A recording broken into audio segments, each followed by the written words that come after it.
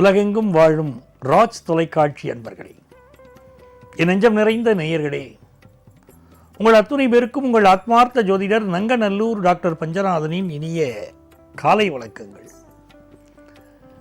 இது நம்முடைய இன்றைய ராசி பலன்கள் நிகழ்ச்சி. இன்னைக்கு மார்ச் மாதம் 2ஆம் தேதி 2026ஆம் ஆண்டு பலன்கள் பார்க்க போறோம். தமிழ் வருடத்தில் இது விசுவாவசு வருடம், மாசி மாதம் 18ஆம் நாள் திங்கட்கிழமை. இன்னைக்கு சந்திர பகவான் காத்தால 7:46 வரைக்கும் ஆயில்யம் நட்சத்திரத்தில் பயணம் பண்றார். இன்னைக்கு மாசி மகம் 7:46 பிறகு மகம் நட்சத்திரம் வருது. மேஷராசி என்பர்களே, இந்த மாசி மகம் இன்னைக்கு அற்புதமான திருநாள். அதுவும் மேஷராசிக்காரர்களுக்கு பூர்வ புண்ணிய ஸ்தானத்தில் இந்த மகம் இருக்கு. என்ன தடைகள் வந்தாலும் கவலைப்பட வேண்டாம், வாழ்க்கையில் பெரிய முன்னேற்றம் வரும். பிறருக்கு கொடுத்து பழக வேண்டும். இந்த நாளில் நிறைய தான தர்மம் பண்ணணும், தெய்வ தரிசனம் பண்ணணும்.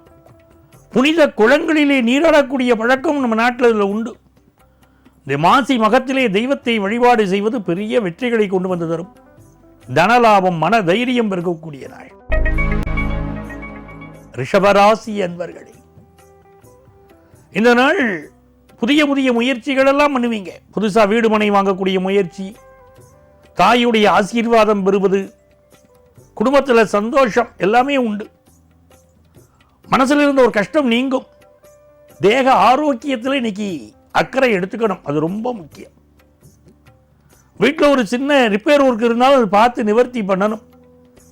படிக்கிற மாணவர்களுக்கு நல்ல முன்னேற்றம் தரும்.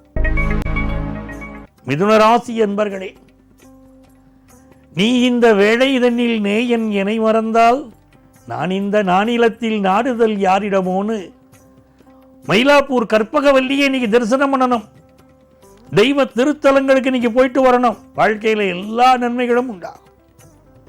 தொழிலில் முன்னேற்றம், அக்கம் பக்கத்து வீட்டோடு நல் உறவு இதெல்லாம் ஏற்படும். இப்பெல்லாம் பார்த்தீங்கன்னா அந்த மிதுனராசிக்காரர்களுக்கு அக்கம் பக்கத்து வீட்டோட கருத்து மாறுபாடு இருந்துகிட்டே இருக்கும். அதெல்லாம் நிவர்த்தி ஆகணும்னா இந்த மாசி மகத்தில் போய் தெய்வ தரிசனம் பண்ணணும். ஆஃபீஸில் கூட ஒர்க் பண்ணுறவங்களோட சில சமயம் கருத்து மாறுபாடு இருக்கும். புனித குளங்களிலே நீராடுவதனால் நமக்கு இருக்கக்கூடிய துன்பங்கள் எல்லாம் இன்னைக்கு விலகும். நல்ல வேலை கிடைக்கும், தொழில் லாபம் கிடைக்கும்.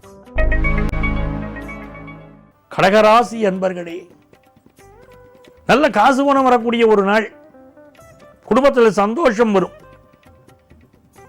எண்ணிய காரியங்கள் எல்லாம் ஒரு முயற்சி பண்ணிட்டு இருப்போம், ஜெயிக்குமா தோற்குமான்னு பார்த்துட்டு இருப்போம். இன்னைக்கு ஜெயிப்போம். இந்த மாதிரியான நாட்களில் பெருமாள் கோயிலுக்கு சென்று தரிசனம் செய்வதும் பெரிய வெற்றியை கடகராசிக்காரர்களுக்கு கொடுக்கும். ராமாயணம் படிக்கணும். வீட்டில் ராமாயண புஸ்தகம் இல்லாமல் இருக்கக்கூடாது. ராமாயணம் புத்தகம் வீட்டில் கண்டிப்பாக இருக்கணும். அப்படி இருந்தாலே தெய்வ அனுக்கிரகம் கிடைக்கும். பலரும் ஜோதிடத்துக்கு வரக்கூடியவா, சார் எங்கள் வீட்டில் தெய்வ அருளே இல்லை அப்படின்னு சொல்கிறாங்க. நான் உடனே கேட்பேன், வீட்டில் ராமாயணம் இருக்கா, புத்தகம் இருக்கா? இல்லை சார். இல்லைன்னா எங்கேருந்து வரும் தெய்வ அருள்? முதல்ல நம்ம வீட்டில் ராமாயணம் இருக்கணும். ராமாயண புத்தகத்தை வைத்து அதை வழிபாடு செய்வதும், தினந்தோறும் அதை படிப்பதும், ஏதாவது ஒரு பக்கமாவது படிக்கணும். எனக்கு நேரம் இல்லைன்னு சொல்லக்கூடாது. ராமாயணம் படிக்க படிக்க உங்கள் வாழ்க்கையில் முன்னேற்றம் வரும். கடகராசிக்காரர்களுக்கு நன்மைகள் தரும் நல்ல நாள். தொழில் முன்னேற்றம் தரும் நாள். சிம்மராசி என்பர்களே, உங்களை விட்டு பிரிந்து சென்றவர்கள் மீண்டும் வருவார்கள். குடும்பத்தில் சந்தோஷம் வரும். ஒரு குடும்பத்தில் மகம் நட்சத்திரத்தில் ஒருத்தர் இருக்கிறார் அப்படின்னு சொன்னால் அவளுக்கு அந்த குடும்பத்தில் பித்ரு தோஷம் இருக்குன்னு அர்த்தம். அந்த பித்ரு தோஷத்தை நிவர்த்தி பண்ணலை அப்படின்னு சொன்னால் மீண்டும் மீண்டும் மகம் நட்சத்திரத்தில் அந்த குடும்பத்தில் குழந்தை பிறக்கும். அது கிரகங்கள் நம்மள்கிட்ட பேசுறது. கிரகங்கள் இப்படித்தான் பேசும். இந்த நட்சத்திரத்தில் இந்த குழந்தை பிறந்திருக்கு அப்படின்னா அந்த பற்றிய ஒரு செய்தி இந்த கிரகம் நமக்கு சொல்றது. மகம் நட்சத்திரத்தில் ஒரு குழந்தை பிறந்தால் அந்த வீட்டில் பித்ரு தோஷம் இருக்கு, ஏதோ ஒரு சாபம் அந்த குடும்பத்தில் இருக்குன்னு அர்த்தம். அதை உங்க ஜோதிடத்தை ஜாதகத்தை காட்டி அதுக்கு பரிகாரம் பண்ணிக்கிறது அவசியம். இந்த நாள் சிலருக்கு கழுத்து வலி இருக்கும், சிலருக்கு முயற்சிகள் ஒரு தடை நிவர்த்தியாகும். ஆனாலும் இன்னைக்கு புனித தலங்களிலே சென்று வழிபாடு செய்வதும், புனித குளங்களிலே குளிப்பதும் உங்களுக்கு நிம்மதியை தரும். ஒரு பரபரப்போடு இந்த நாளில் செயல்படுவீங்க. வெற்றிகள் பெருகும். கன்னிராசி என்பர்களே, நன்மைகள் அதிக அளவில் நடைபெறும் நல்ல நாளாக இந்த நாள் அமைகிறது. இந்த நாளில் சிலருக்கு இடமாற்றம், ஊர் மாற்றம், வெளியூருக்கு சென்று வருவது, தெய்வ தரிசனம் செய்வது, இதெல்லாம் அமையும். ஃபினான்ஷியலாக ஒரு முன்னேற்றம் இருக்கும். கணவன் மனைவிக்கு இடையிலே இருந்த சில பிரச்சனைகளுக்கு நல்ல முடிவுகள் வரும். தொழில் லாபம் கிடைக்கும். துலாம் ராசி என்பர்களே, நீங்கள் முன்னேறக்கூடிய அற்புதமான ஒரு நாள். இன்னைக்கு காத்தால 7:46 பிறகு பெரிய ஒரு வளர்ச்சி உங்களுக்கு காத்திருக்கு. சிலருக்கு திருமணத்திற்கு ஒரு நல்ல வரன் அமைய போகிற செய்தி வரும். குடும்பத்தில் மூத்தவர்களின் ஆதரவு கிடைக்கும். தொழில் முயற்சிகள் வெற்றி பெறும். ஒருத்தர் ஜாதகத்தில் லாபத்தில் ஒரு கிரகம் இருந்துட்டால் அந்த கிரகத்துடைய தசாபுத்திகள் வருகிற போது, அதாவது 11ஆம் வீட்டில் கிரகம் இருக்கணும், இருந்தால் அவருடைய தசாபுத்தி வருகிற போது பெரிய முன்னேற்றம் வரும். அப்படி இன்றைக்கு 11ஆம் வீட்டிலே காலை 7:46 பிறகு சந்திர பகவான் வந்து அமரப்போகிறார். பெரிய வெற்றிகள் உங்களுக்கு உண்டு. நீங்கள் முயற்சிக்கக்கூடிய காரியங்களிலெல்லாம் வெற்றி உண்டு. அனுகூலமான ஒரு நாள். விருச்சிக ராசி என்பர்களே, நல்ல வேலை வாய்ப்பு கிடைக்கும். சிலருக்கு வேலை பண்ணக்கூடிய இடங்களில் சில நெருக்கடிகள் இருக்கும். நீங்கள் ஒரு பிஸ்னஸ், ஒரு வேலை, ஒரு சர்வீஸ் எதை பண்ணினாலும் அங்கே ஒரு நெருக்கடி இருக்கும். ஆனாலும் நீங்கள் சாதிப்பீர்கள்.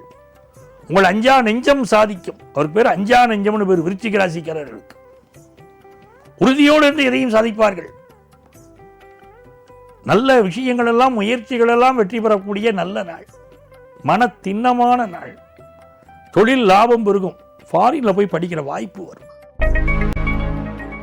தனுசு ராசி என்பர்களே, இந்த நாளில் சந்திர பகவான் பாக்கியஸ்தானத்தை போய் அப்படி பார்க்கிறார், எட்டி பார்க்கிறார். இன்னைக்கு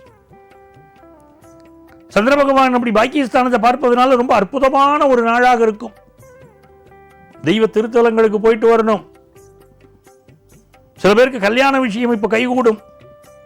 காது, மூக்கு, தொண்டை சம்பந்தமான விஷயங்களுக்கு இன்னைக்கு ட்ரீட்மெண்ட் எடுக்க வேண்டிய ஒரு சூழல் சிலருக்கு இருக்கும்.